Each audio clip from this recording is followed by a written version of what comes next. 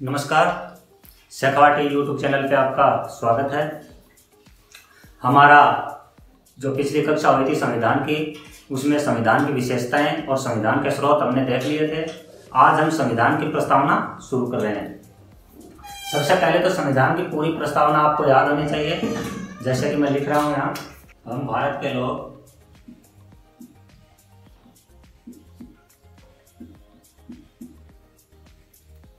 भारत को एक,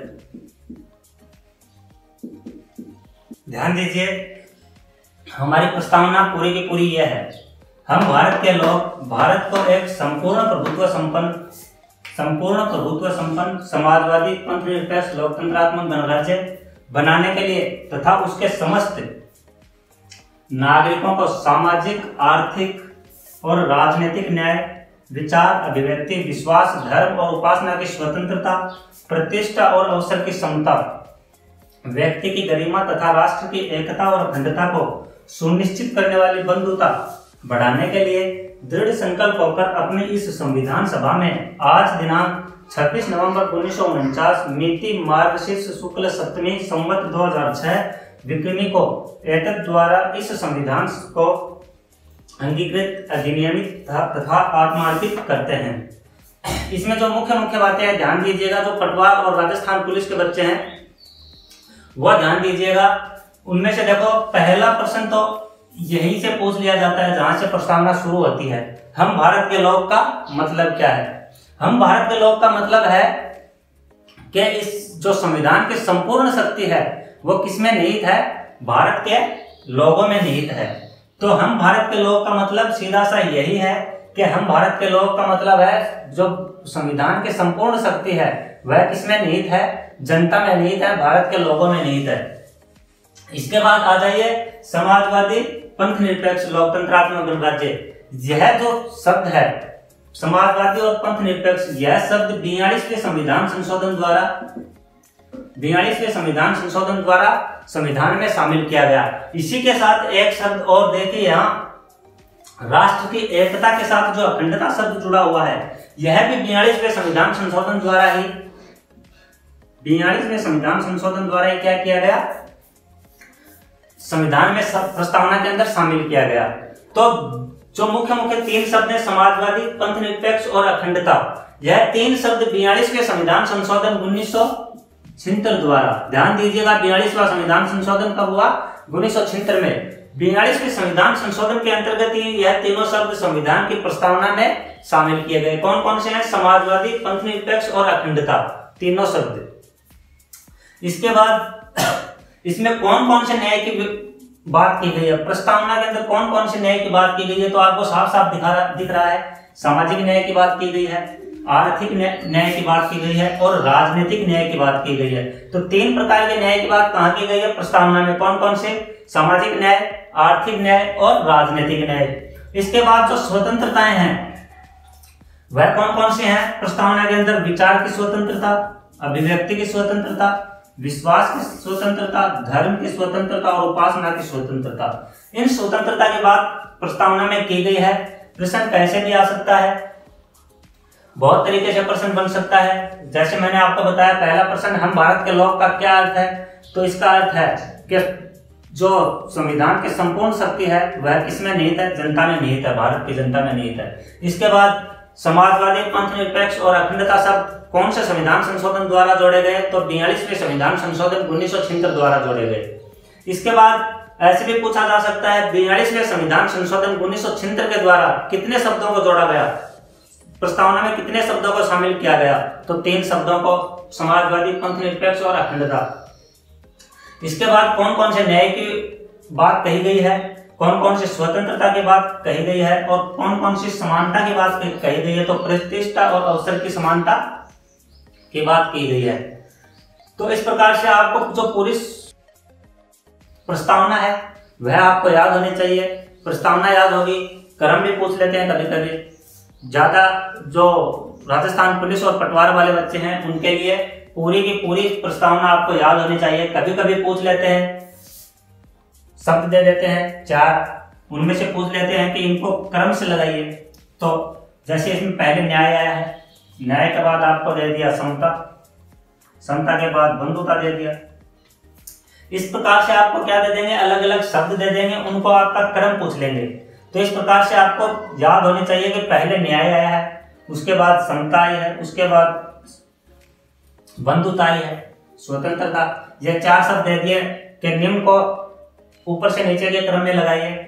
तो पहले न्याय की बात की गई है, उसके बाद स्वतंत्रता की, उसके बाद समानता की और उसके बाद बंधुता की। तो इस प्रकार से आपको पूरी की पूरी प्रस्तावना याद होगी, तभी क्या है, इनको क्रम से लगा पाएंगे। इस प्रकार से प्रश्न पूछे जाते हैं। अब यहाँ देखिए, संविधान सभा ने आज दिनांक 26 नवंबर 1949, इस दिन क्या हुआ, हमारा संविधान अंगीकृत। अंगीकृत का अर्थ क्या होता है, अपना लेना, अपना लेना। अंगीकृत 26 नवंबर 1949 को संविधान को अपना लिया गया, अधिनियमित किया गया तथा आत्मार्पित। तो अपना लिया गया 26 नवंबर 1949 को। संवत, विक्रमी संवत क्या थी, 2006 थी। तिथि शुक्ल सप्तमी, कौन से महीने की, मार्गशीर्ष महीने की शुक्ल पक्ष की सप्तमी को संवत 2006 में। तो इस प्रकार से भी पूछा जा सकता है। आपको दोनों डेट्स याद होनी चाहिए, ईस्वी सन में भी याद होना चाहिए और विक्रमी संवत में भी आपको याद होना चाहिए। तो यह हमारी प्रस्तावना है। अब प्रस्तावना को संविधान की कुंजी कहा जाता है। प्रस्तावना को संविधान की कुंजी कहा जाता है।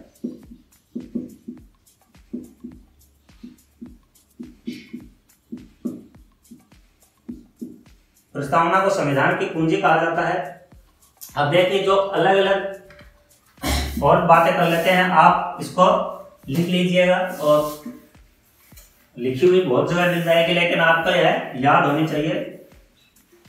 इसके बाद और हम बातें कर लेते हैं प्रस्तावना से संबंधित। प्रस्तावना की भाषा कहां से ली गई है, ऑस्ट्रेलिया से। हम यह स्रोतों में भी बात कर चुके हैं, ऑस्ट्रेलिया से। प्रस्तावना की भाषा ऑस्ट्रेलिया से ली गई है। अब देखिए, जो हम भारत के लोग हैं, यह शब्दावली कहां से ली गई है, वी द पीपल ऑफ, यह जो शब्दावली है यह कहां से ली गई है, तो यह यूएनओ के चार्टर से ली गई है। जो यूएनओ का चार्टर है वह भी इसी प्रकार से शुरू होता है, वी द पीपल ऑफ से ही शुरू होता है। और हमारी प्रस्तावना भी हम के लोग, आप इसको ऐसे भी ले लीजिए,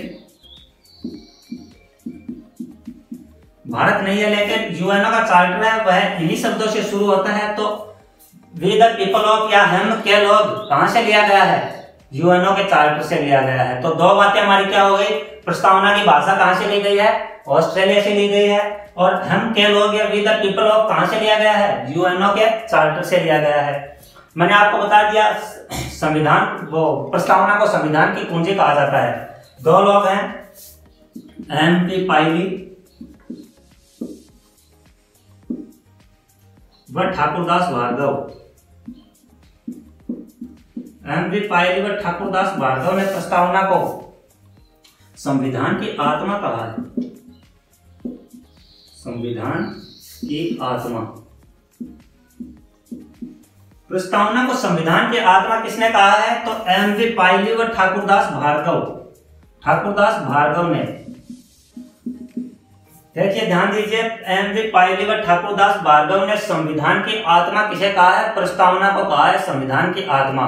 लेकिन यहां एक नोट करने योग्य बात है, आप ध्यान दीजिए, भीमराव अंबेडकर ने, भीमराव अंबेडकर ने,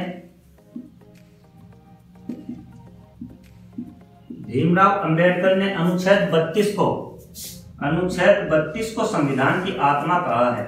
अनुच्छेद 32 को क्या कहा है, संविधान की आत्मा कहा है। किसने, भीमराव अंबेडकर ने। अब अनुच्छेद 32 में है क्या, अनुच्छेद 32 में है संवैधानिक उपचारों का अधिकार। संवैधानिक उपचारों का अधिकार जो मूल अधिकार है उनमें हम पढ़ेंगे कि संविधान ने संवैधानिक उपचारों का अधिकार दिया गया है भारत के नागरिकों को।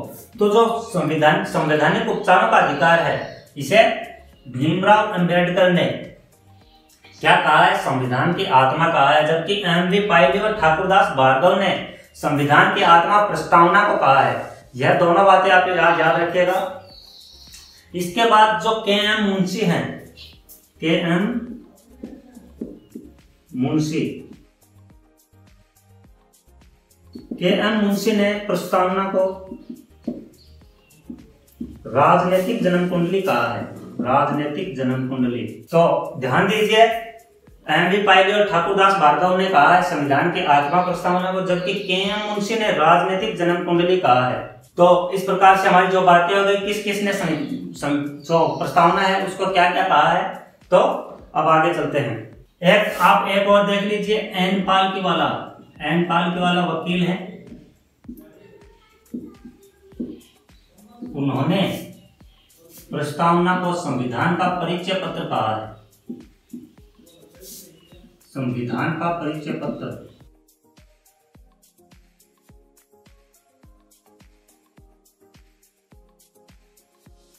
इंपॉर्टेंट है, ध्यान दीजिएगा। किसने कहा है? एन पालकीवाला ने प्रस्तावना को संविधान का परिचय पत्र कहा है। अब हमारा जो संविधान है वह अंगीकृत कब किया गया? तो अंगीकृत अभी हमने जो प्रस्तावना पढ़ी थी उसमें देखा था 26 नवंबर 1949। 26 नवंबर 1949 को अंगीकृत किया गया। अंगीकृत का मैंने आपको अर्थ बता दिया था,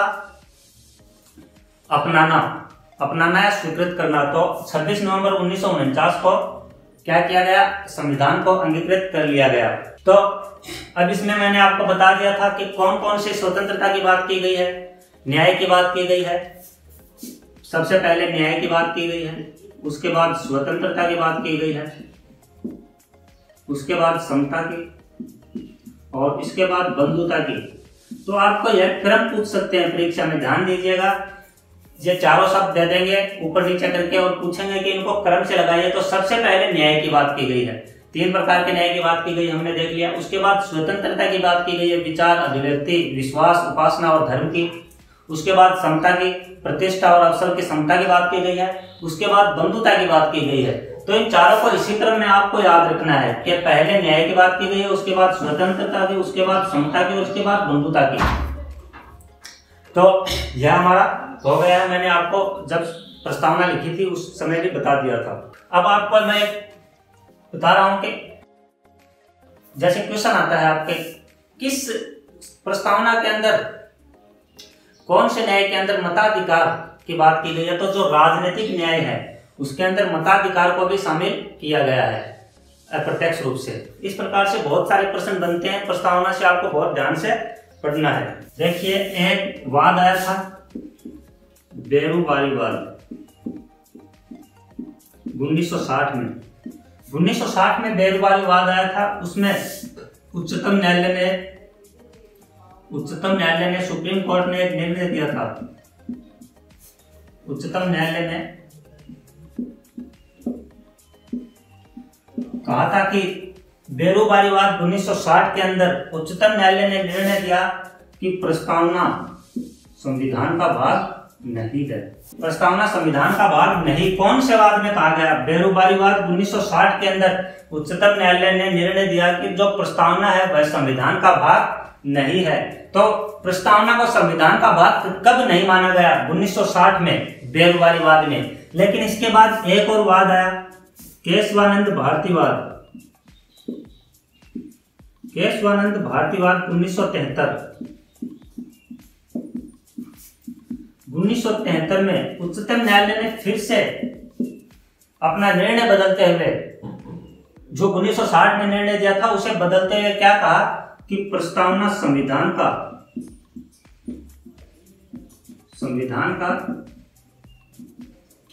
मुख्य भाग। तो ध्यान दीजिए, 1960 में तो उच्चतम न्यायालय ने निर्णय दिया कि प्रस्तावना संविधान का भाग नहीं है, लेकिन केशवानंद भारतीवाद 1973 में अपने पूर्व निर्णय को बदलते हुए क्या कहा कि प्रस्तावना संविधान का एक मुख्य भाग है। तो इस प्रकार से 1973 में प्रस्तावना को संविधान का भाग मान लिया गया। अब तक प्रस्तावना में केवल एक बार संविधान संशोधन हुआ है, वह हम बात कर चुके हैं 42वें संविधान संशोधन 1976 द्वारा। तो कौन कौन से 3 शब्द जोड़े गए थे? एकमात्र क्या हुआ है? संविधान संशोधन हुआ है। एकमात्र संविधान संशोधन अभी तक हुआ है। किसमें? प्रस्तावना में। कब हुआ? 42वें संविधान संशोधन 1976 में। 42वें संविधान संशोधन 1976 में 3 शब्द जोड़े गए। इसमें कौन कौन से शब्द जोड़े गए? 1976 में 3 शब्द जोड़े गए और एकमात्र अभी तक सिर्फ एक ही बार क्या हुआ है, संविधान संशोधन हुआ है। पहला शब्द जोड़ा गया समाजवादी, दूसरा शब्द जोड़ा गया पंथ निरपेक्ष और तीसरा शब्द जोड़ा गया अखंडता। तो यह 3 शब्द अभी तक संविधान संशोधन एक बार हुआ प्रस्तावना में, 42वें संविधान संशोधन 1976 में इसमें 3 शब्द जोड़े गए समाजवादी और पंथ निरपेक्ष, किसके साथ, लोकतंत्रात्मक गणराज्य के साथ, तथा राष्ट्र की एकता के साथ एक शब्द अखंडता और जोड़ा गया। तो 3 शब्द जोड़े गए। और लास्ट में हम एक बार फिर से बात कर लेते हैं कि जहां से शुरू होती है प्रस्तावना, कौन से शब्द से शुरू होती है, हम भारत के लोग से, हम भारत के लोग। हम भारत के लोग का मतलब क्या है कि संपूर्ण शक्ति, संविधान की संपूर्ण शक्ति। ध्यान दीजिएगा, हम भारत के लोग, हम पहले भी बात कर चुके हैं लेकिन फिर से ध्यान दीजिएगा कि संविधान की संपूर्ण शक्ति भारत की जनता में निहित है। तो इस प्रकार से हमने प्रस्तावना को देख लिया है। प्रस्तावना आपको अच्छे से याद होनी चाहिए। प्रस्तावना से बहुत सारे प्रश्न बन सकते हैं। मुख्य रूप से प्रस्तावना मैंने यहाँ राजस्थान पुलिस और जो पटवार के बच्चे हैं उनके लिए मुख्य रूप से तैयार करके लाया हूँ और अच्छे से आपको पढ़ाने की कोशिश की है। फिर भी अगर कहीं आपको कमी लगे तो आप कमेंट बॉक्स में जरूर बताइएगा, हम उसमें सुधार करेंगे। बस आज के लिए इतना ही, धन्यवाद।